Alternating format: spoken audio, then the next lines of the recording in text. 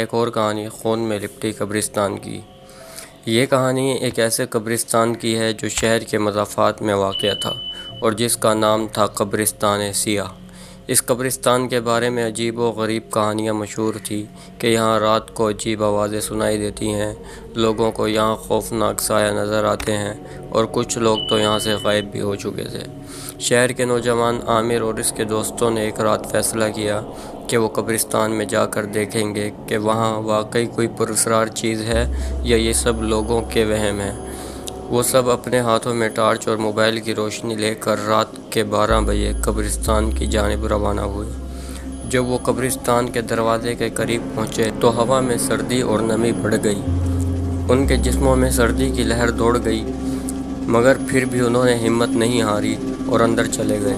جیسے ہی وہ قدم بڑھاتے گئے، قبرستان کا ماحول اور بھی ڈراؤنا ہوتا گیا۔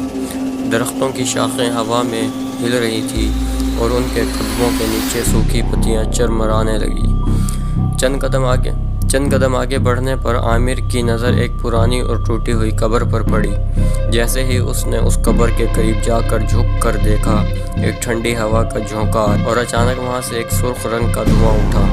دھواں بڑھتا گیا اور آہستہ آہستہ اس میں ایک شکل نمودار ہونے لگی، ایک پرانی اور خوفناک صورت جس کی آنکھیں خون کی طرح سرخ تھیں۔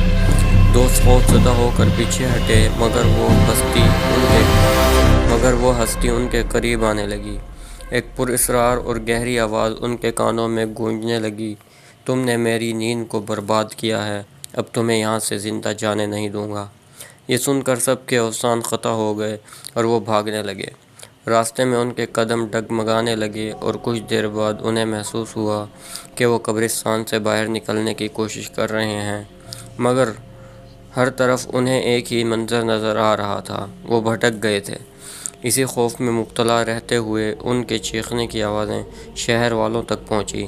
صبح جب لوگ قبرستان پہنچے تو انہیں وہاں کسی کا نام و نشان نہ ملا۔ عامر اور اس کے دوستوں کا پھر کبھی پتہ نہیں چلا۔